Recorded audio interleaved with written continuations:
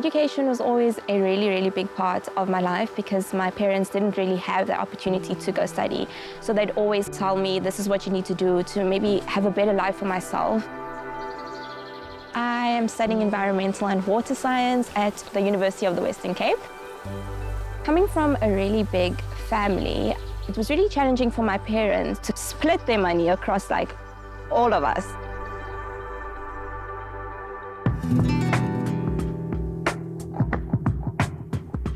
The cost of tertiary education in South Africa is too high. Students are sitting on too much debt, and someone's access to education should not be dependent on their wealth. One of the things we've seen in the last couple of years, of course, is government's free plan to help more students get access to education. The big problem is that we're still sitting with a lot of students that falls in the category called the missing middle. Too rich for government support, but too poor to actually afford the cost of education. Fees Must Fall started in 2015. Everyone started to pay attention and realize the real crisis, that it is a huge challenge for most students to be able to attend university. So that's when Standard Bank started to think, what can we do to make a difference and an impact in this space in tertiary education in South Africa? And that's where the whole crowdfunding platform idea was born. So Phoenix was launched on the 5th of June 2017 as a response to the Fees Must Fall movement. We've created a technological solution to scale and to be able to serve many students across South Africa. And we're using this principle of network and collaboration to bring the funder together with the student. When you go online, you have a photo of yourself and then your story, which is in your own words. And that's really a way for the funder to connect with who you are. Crowdfunding only works if we share it with networks. We want to give students a tool to empower themselves, to formalize their hustle. We clearly see a correlation. The moment a student starts sharing and telling their stories, they reach funders, and funders buy into that student and start funding students. It was through social media, through Twitter, actually, that I came across Phoenix. And I just thought, wow, what's crowdfunding? And I kind of went onto the website and I was like, you know what, let me just give it a try. I think it took about 4 or 5 months to be fully funded, which is crazy. And it just enabled me to finish my honours year, so it was amazing. Phoenix came in the right time because I've been trying by all means applying for fundings, and then you know that one day your application will be successful. So I was excited, super excited. Education is always the key, of which is the building blocks of what you want to do in life. When I started having a mentor, it played a huge role in my life. So I also want to give back and then mentoring other people that they can help others so that we can help each other building this country. The reason why Phoenix is so great is simply because by creating one platform, you find out you're not only solving a funding problem, you're also solving other problems that you're not aware of. So that's what normally technology does. Over the last 18 months, Phoenix has been able to raise just over 19 million rand, and that money has helped over 800 students. And we've done that through about 1,000 funders, individual funders and business funders, coming along the journey and pledging money towards students.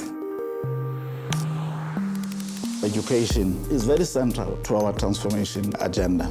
As a bank, we appreciate quite deeply that we have got a broader purpose.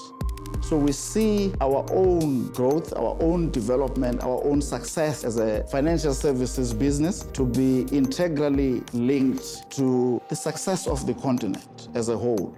We have to contribute to driving inclusive growth that ensures that the largest number of South Africans can get economic opportunities. University education is key, we believe, to the future of this country. We need the professionals, the engineers, the doctors, the lawyers, the accountants, the businessmen to help grow this country. It's really been amazing to be part of this journey, building Phoenix, and can't wait to see what the future looks like. So for 2019, we hope to raise enough funding to help another 1,000 students. Apart from funding, we also really want to give students more support. Career guidance, access to mentors, and that a student gets social support, because it's not just about the funding, we know that. So it's really about streamlining those processes and ensuring that our impact just grows and grows as we go forward. With Standard Bank as one of our partners, together we can bring that solution. Standard Bank seeks to contribute meaningfully towards solving some of the social ills of our society in as sustainable a manner that we can then build a cohesive society, a society where everyone feels they belong.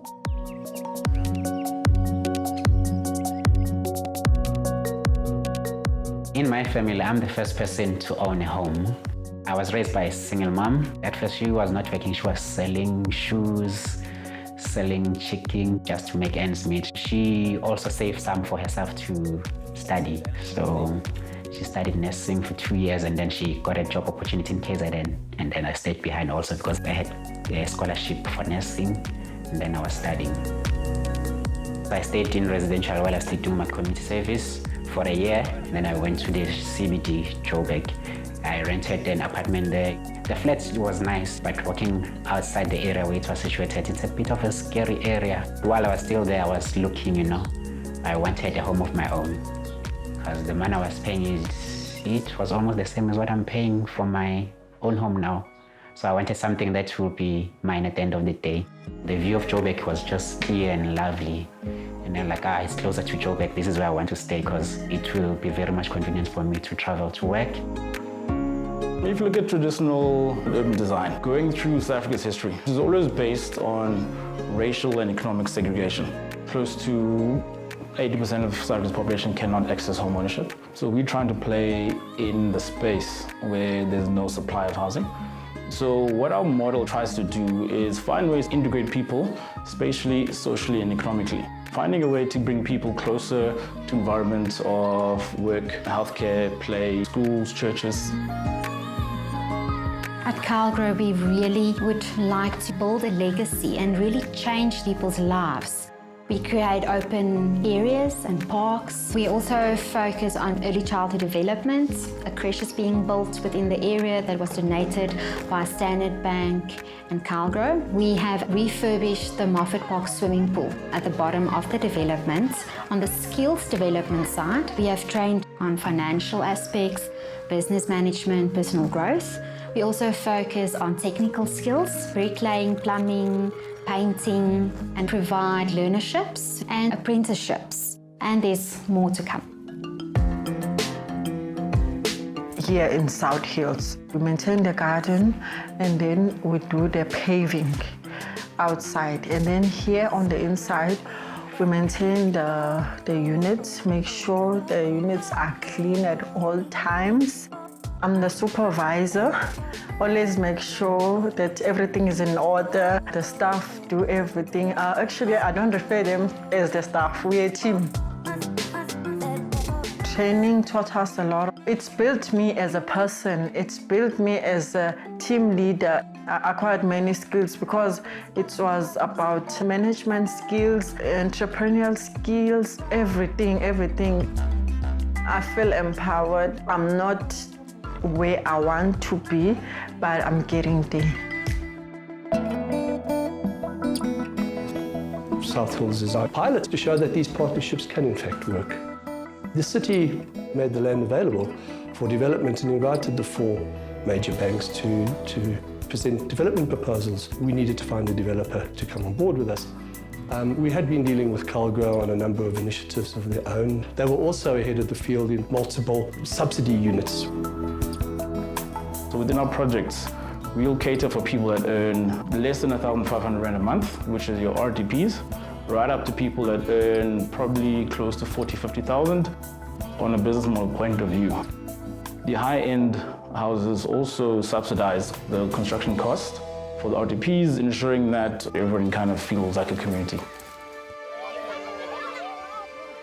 In Johannesburg, we have a backlog at the moment of 300,000 people that's on the waiting list for homes. By this development happening here, a lot of people got jobs, a lot of people could put food on the table. But most of all, by this development, a lot of people will have roofs over their heads. And to me, that's enormous that could happen in this ward. We're looking at our elderly people that's on the waiting list from 96 and 97. And with this development, I cannot express how grateful these people are when they were moved into these homes. I came here in 1952, where I get my husband. And we get married and we had 4 children. Oh, that time Soweto was very good. From Soweto, we moved to go and stay in town. We had a flat there. For 22 years, I was waiting for my house. It's a long time. After I get the house, the mayor gave me the keys. He opened the house. He said, here's your house. I said, at last, I've got the house. Never mind, I've got no feet, but it's God's will. It's not our will. I was so excited. I sleep like a baby at night because I've got my own place. To be there when now the first units break ground, to be there when the first units are handed over. People come from informal settlements with meager belongings, a mattress, a suitcase with clothes, and a paraffin lamp. And you see them moving into a first world unit. It's just, I mean, it's an enduring memory that I don't think any of us will ever forget. At the end of the day, it's that. It's people having a house to call home, somewhere where they can transform their families, their own lives, and move forward. And it offers them that wonderful opportunity to have an asset now that they can grow their family wealth with in the future as well. We have only constructed 1,300 units of the 5,700 units, so we have a long way to go. So that's exciting. We're happy with the progress that's been made to date, and yeah, we're looking forward to the future.